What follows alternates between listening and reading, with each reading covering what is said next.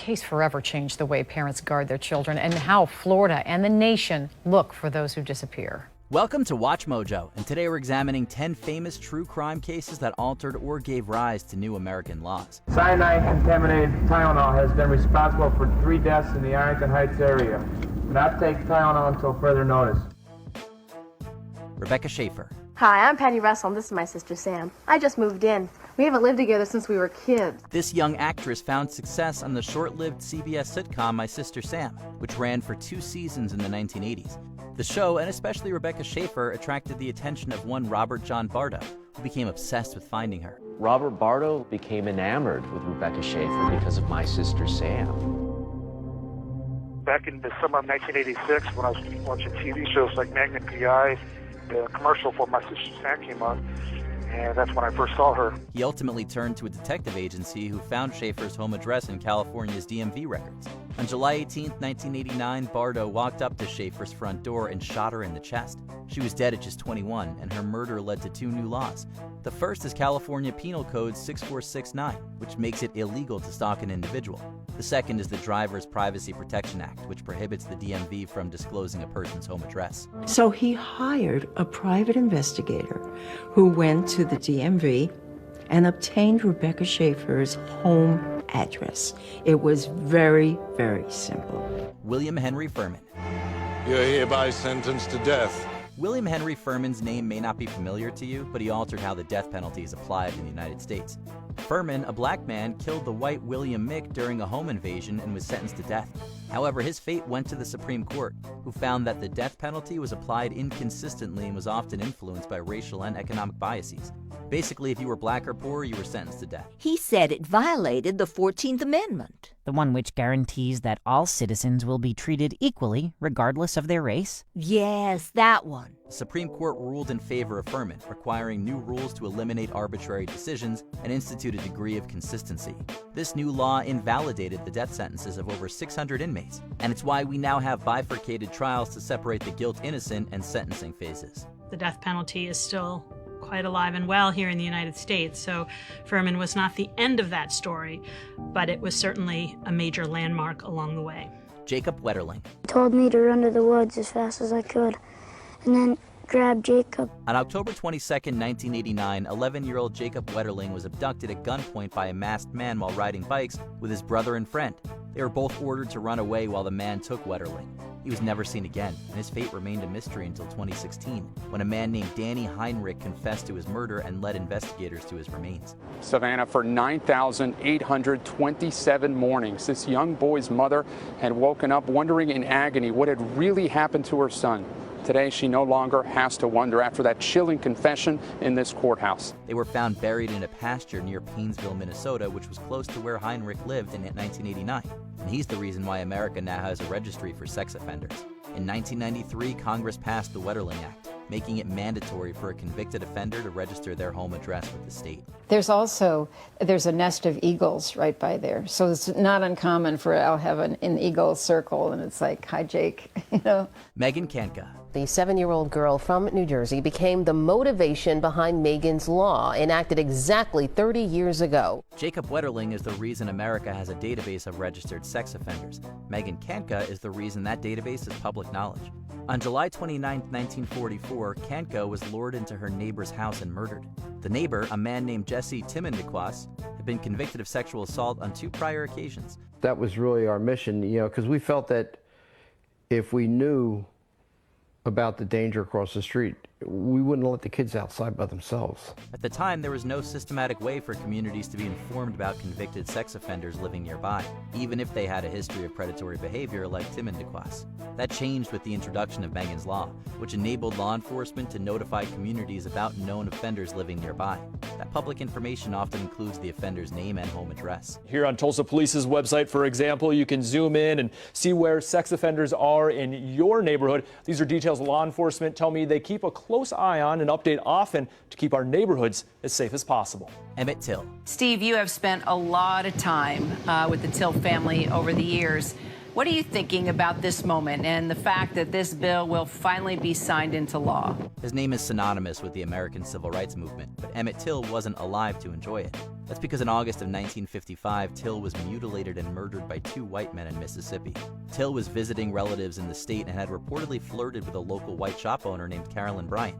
This act violated local customs, and Bryant's husband kidnapped and murdered Till with the help of his half-brother, J.W. Millam. I'm so sorry, Mamie. He's dead. The crime became national news, and with the help of the Rosa Parks incident later that year, galvanized the wider civil rights movement across the country. And 67 years later, Congress passed the Emmett Till Anti-Lynching Act, which made lynching a federal hate crime punishable by 30 years in prison. Congress has tried and failed to pass anti-lynching 200 times before. 200 times. You know, it's passed the Senate with not just bipartisan support, but unanimous support now. The Chicago Tylenol murders. This product may be contaminated with cyanide and should be destroyed. Those pill bottles may be a pain to open, but they're literally saving your life. The story dates back to the fall of 1982, when an unknown perpetrator tampered with Tylenol bottles throughout the greater Chicago area. They had opened the bottles in the store, laced the pills with potassium cyanide, and then put the bottles back, dooming whoever decided to buy it. Still, with more than 93,000 bottles from the same batch distributed through more than 30 states, the manufacturer ordered store owners to clear their shelves. At least 7 people were killed by ingesting poison Tylenol throughout September and October of that year, and the perpetrator was never caught. Numerous changes were adopted in response. Pills were altered from traditional capsules to more modern caplets, and manufacturers introduced tamper-resistant packaging to their bottles. When you opened a bottle of Tylenol in the early 1980s, or any product for that matter, you didn't see this protective seal. Now it's the law. Adam Walsh. The search for Adam Walsh stretched to the wooded areas of Pembroke Pines. There are some 30 square miles here, but a number of people, all wanting to get involved, continue the hunt for the missing youth. You may know the name John Walsh, host of America's Most Wanted. Well, he became a renowned activist following the murder of his son Adam in 1981. Adam was abducted from Florida's Hollywood Mall while shopping with his mother, and his death was confirmed 2 weeks later when remains were found in a drainage canal. Oh, it's just heart-rending. It's just I keep telling you this, but it's like a nightmare that just won't stop. The murder has officially been linked to Otis Toole. Although he recanted his confession and was never officially convicted of the crime. Walsh's death resulted in the Adam Walsh Child Protection and Safety Act, which aims to improve the tracking and management of sex offenders. It requires offenders to continuously register with up-to-date information, increases penalties for crimes against children, and publishes all information through a shared national database. And while the clearinghouse has moved on to modern quarters, the Walsh's work continues to pay dividends today. Ernesto Miranda. You have the right to remain silent. You know the line from every cop show or movie you've seen created after the mid-60s. Yeah, it's the first in a list of rights known as the Miranda warning. Maybe you haven't heard the name Ernesto Miranda, but you've certainly heard of the Miranda rights. You know, you have the right to remain silent and all that. The origin dates back to 1963 when Miranda was arrested for the kidnap and sexual assault of Lois Ann Jameson. Upon his arrest, Miranda was not informed that he could remain silent, and neither was he informed that he could have a lawyer present. And I said, well, you didn't do so good, Ernie, kind of sympathetically. And he said, well, I guess I better tell you about it then. I said, yes, I think you should. As such, he implicated himself and later confessed to the crime after a lengthy police interrogation. Miranda was convicted based largely on this confession. He later filed an appeal, and the subsequent Miranda versus Arizona ruled that all arresting police officers must inform the subject of their rights. You have the right to remain silent and make no statement at all. Any statement you do make can be used against you in judicial proceedings. Amber Hagerman. We're leaving. We're leaving the very second that casino's finalized and the cartel's out of town. I got a plane standing by, and we wouldn't have been able to take this baby out of the country without triggering an Amber Alert. On January 13, 1996, 9-year-old Amber Hagerman was abducted from a parking lot in Arlington, Texas. 4 days later, her body was found dumped behind an apartment complex. While the case remains tragically unsolved, it helped introduce an effective system that has spread beyond the United States. This system, of course, is the Amber Alert. Amber's legacy lives on through the Amber Alert, named after her. The FCC endorsed the alert in 2002, and by 2005, it was officially implemented in all 50 states. In fact, it was such a good idea that many international countries began implementing their own version of the Amber Alert, and it's estimated that over 1,000 children have been saved thanks to the famous notifications. The Amber Alert, I'm very, very proud of it because it is help saving our children's lives. It's help bringing our children back. Before we continue, be sure to subscribe to our channel and ring the bell to get notified about our latest videos.